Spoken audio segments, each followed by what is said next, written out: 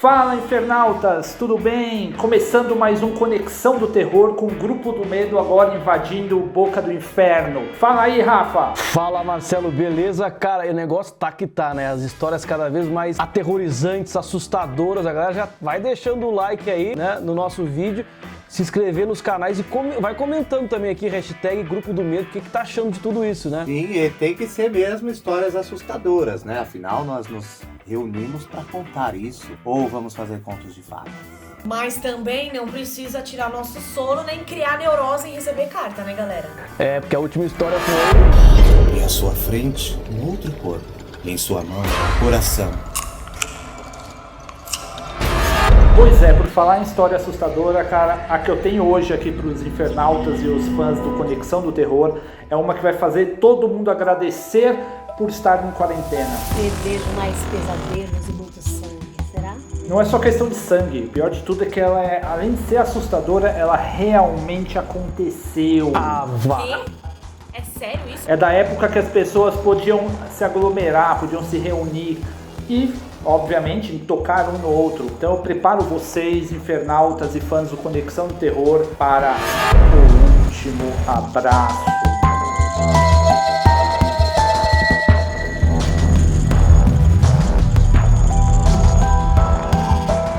Então, tudo começou, cara, na época do meu primeiro casamento, quando eu morava no Rude Ramos, na Rua da Represa, em São Bernardo. Você sabe que, como fã de terror, né, dono do site Boca do Inferno, eu sempre quis saber sobre, gosto de saber sobre histórias de terror, né, relatos reais que eu escuto por aí. Então eu sempre pergunto para as pessoas, até mesmo para meus alunos, se eles têm alguma história assustadora para me contar. Obviamente que eu uso essas histórias para inspirar o Boca do Inferno. E aí o que acontece é que eu morava lá na Rua da Represa e eu conversando com o porteiro do prédio onde eu morava, chamado Isaías, e eu perguntei pra ele assim: amigo, tem alguma coisa assustadora acontecendo aqui, ou que aconteceu aqui? Algum relato de alguém que viu um vulto andando pelos corredores, ou um fantasma no elevador, um assassinato, alguma coisa assim? Porque geralmente eu conversava com ele sobre coisas triviais, né, sobre campeonato, futebol, falava de bobagens e tal, só pra passar o tempo, né? E aí eu arrisquei fazer essa pergunta pra ele. Seu Isaías, que é o tal porteiro, ele disse assim: olha, aconteceu sim uma coisa meio estranha, não exatamente no prédio, mas com duas pessoas que moravam aqui, dois moradores. Um relato de terror, cara, que quando ele me contou, até agora me traz arrepios e calafrios, assim, assustadores. Eu já tô até começando a ter uns aqui, cara, uns calafrios aqui. Você nem começou a contar o negócio. Pois é, mano, a gente já viu demônio, maldição e agora o quê? Fantasma. Só falta isso, né? Calma, que eu ainda nem comecei, tá? A história está apenas começando. As tais pessoas que moravam no prédio, aqui se destaca primeiramente a Fabiola, que era uma moça bonita, morava na cobertura, ela é daquelas estilo patricinha, sabe? Então sempre bem arrumadas, com cabelo, unhas, tudo bonitinha, bem vestida, estudando em colégio particular e tal. Só que ela namorava com um rapaz que era motoboy numa pizzaria que era mais ou menos perto ali no Rude Ramos, chamada Dom Giovanni. O rapaz se chamava Edson. E era simplesmente um motoboy. É obviamente que a família não gostou disso, né? Uma garota com um futuro grande pela frente, estudando em um colégio particular, namorando um motoboy de uma pizzaria. Só que era muito comum vê-los sempre grudados, subindo a Avenida Dr. Rude Ramos, indo pra cima e pra baixo, sempre juntos. O pessoal até dizia que eles pareciam chicletes. Estavam sempre grudados, sempre juntos. Por mais que a família dela não gostasse da união, eles achavam um meio de se encontrar. Sempre tinha um jeito assim. E o que é curioso é que lá no Rude Ramos, agora é tudo um cemitério só, chamado Cemitério das Lágrimas. Mas na época, o Isaías me contou que eram dois cemitérios, que ficavam um em frente ao outro. Bem, assim, divisão de mureta mesmo. Um era o Cemitério das Lágrimas e o outro era o Cemitério da Saudade. Eu já fui nesse da Saudade até. Já foi? Então, e é curioso porque esses dois cemitérios, eles basicamente disputavam corpos. Alguém morria na região, havia até aquela propagandinha estranha que um fazia para atrair que o enterro ali seria mais interessante que o do outro. Então havia uma rixa entre os dois cemitérios. E por que há essa importância em cima desse cemitério? Porque um dia, por volta das 3 da manhã, o Edson estava na moto com a Fabiola e ele perdeu o controle da moto e bateu de frente com uma mureta que tem lá que divide exatamente os dois cemitérios. Ele tava de capacete, mas na batida o capacete voou longe e ele meteu a cabeça num ferro que tem ali no portão e estourou, abriu a cabeça dele. E ela também sofreu bastante. Aliás, posso adiantar que os dois morreram ali, só que com uma diferencinha, porque ela, antes dela morrer, que aconteceu no hospital, ela foi vista por algumas testemunhas catando os miolos do cérebro dele, assim, dizendo: calma, meu amor, vai ficar tudo bem, calma, meu amor, recolhendo os miolos do cérebro dela, com as duas pernas totalmente dilaceradas.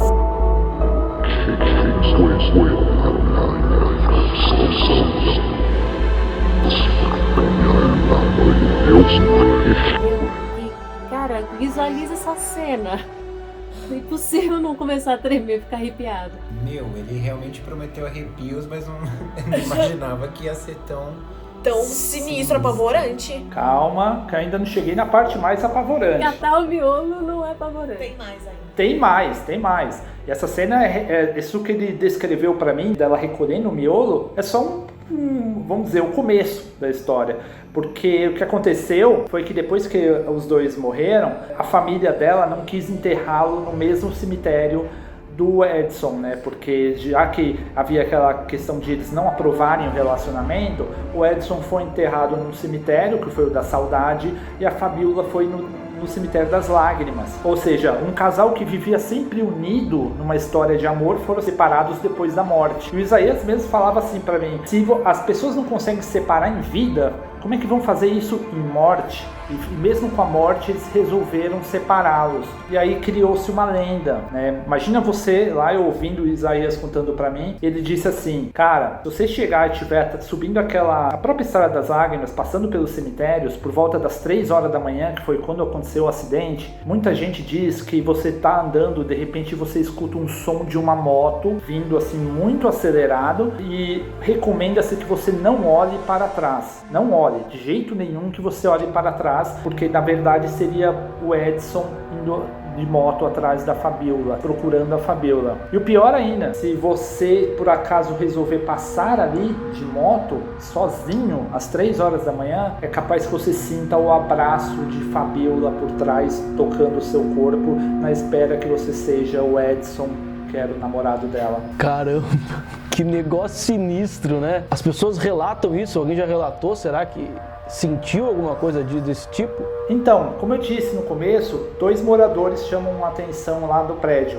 Eu só tinha falado da Fabiola, que era a que morava na cobertura, e em relação ao Edson, que era o motoboy. Mas havia um outro personagem nessa história chamado Eduardo. Esse Eduardo, ele era extremamente apaixonado pela Fabiola. Ele tentava conversar com ela e tal, inclusive a família apoiava que esse Eduardo de repente ficasse com ela e tal, mas ela preferia o Edson, que foi o rapaz com quem ela morreu. E depois que houve o acidente, começou a surgir essa lenda, esse Eduardo falava que era bobagem, que eles nem eram para ter ficado juntos, que ela estava errada, não devia ter ficado com ele, que tudo lenda urbana, papinho que o pessoal diz, tipo história de terror além túmulo, sabe? Aquelas histórias que a gente inventa e que não tem nada de concreto. E aí o que acontece que ele resolveu fazer isso. Ele falou: quer saber? Eu vou passar lá 3 horas da manhã, tenho certeza que não vai acontecer nada, não vou ver nada, e é tudo mentira, tudo história inventadinha por aí. E aí o Isaías disse que foi a última vez que ele viu o Eduardo falar isso. Testemunhas que tem lá no prédio em frente aos 2 cemitérios disseram que ele realmente passou por lá 3 horas da manhã, né? Ele subiu a Estrada das Lágrimas, ele ouviu, parece, alguma coisa, porque de repente ele estava andando, ele olhou para trás assustado, que provavelmente era o barulho da moto, e ele fez o que não devia fazer, que era olhar para trás. E ao olhar para trás, obviamente que inicialmente provavelmente não viu nada, mas quando ele voltou o corpo, alguma coisa extremamente assustadora, e quem sobreviveu a esse visual disse que era uma entidade, uma pessoa segurando os miolos, assim, querendo os miolos da pessoa que está lá olhando para trás. O curioso, né? Você vê uma assombração, uma pessoa toda branca, que é a própria Fabiola, com a cabeça toda aberta, com os joelhos todo estourado, se arrastando em sua direção. Quando o Eduardo viu isso, ele se assustou, correu pra rua e não viu que tava vindo um caminhão. O caminhão passou muito rápido. E aí ele foi atropelado pelo caminhão, mas foi uma batida tão forte que o corpo dele foi dividido em dois. Uma parte caiu num cemitério e a outra caiu no outro. Uau. Mano. Então. E aí, Rafa, você achou dessa história? Olha, eu vou te falar o seguinte, eu achei muito, mas muito bizarra. Eu fiquei imaginando hoje como é que deve ser esse lugar, chegar tipo na madruga lá, vocês teriam coragem de passar pra de repente ver se é real, se é fake isso aí? Então, depois que eu fiquei sabendo dessa história, eu resolvi até escrever em formato conto e depois eu me mudei do Rude Ramos, nunca passei em frente ali, assim, passo de carro, mas eu falei, tá, é uma lenda, deixa ela quieta lá, não vou querer desafiar, não vou querer ir lá verificar se tem alguma moto passando ou se tem alguma pessoa que vai me abraçar se eu passar de moto. Então eu resolvi não arriscar não. E vocês, Museu do Medo, teriam coragem de enfrentar essa lenda? A gente passaria de moto, passaria a pé, esperaria 3 horas da manhã. E eu acho que... eu acho que a gente poderia, sei lá, o grupo do medo, nós vamos todos juntos, de mãozinha dada, e às 3 horas da manhã, todos nós Todo olhamos mundo ao olha pra mesmo trás. tempo. Quem topa aí? Eu posso esperar vocês no carro. Se você conhece alguma lenda urbana interessante como essa que eu acabei de contar, ou já conhecia essa história, ou sabe alguma coisa a respeito, comenta aí, deixa seu comentário e também aproveita para deixar seu like e seguir todos os canais que fazem parte do Grupo do Medo, como Muita Brisa, né? Valeu, Fabinho e Anitta. Obrigada, Marcelo. Gente, juro, até agora eu acho que essa história foi a mais punk, assim. E também seguir o Museu do Medo, tá tanto no Instagram quanto no YouTube. Isso aí. E, obviamente, o Rafael Machado TV, que também é bastante frequente nas redes sociais, principalmente no YouTube. Tamo aí, segue a gente também lá. Então é isso. A gente chega ao final do terceiro Conexão do Terror aqui do Grupo do Medo. E agora a próxima bola, o próximo a contar uma história de terror, vou deixar por conta da Anitta e do Fábio, pode ser? Pode super ser. E a gente, olha, como a gente ficou por último, pode deixar que a gente já pegou as táticas de vocês. Vamos fazer uma história, vou contar uma história de arrepiar o pelo do cu. Então é isso, gente. Muito obrigado por assistir mais um Conexão do Terror e até a próxima.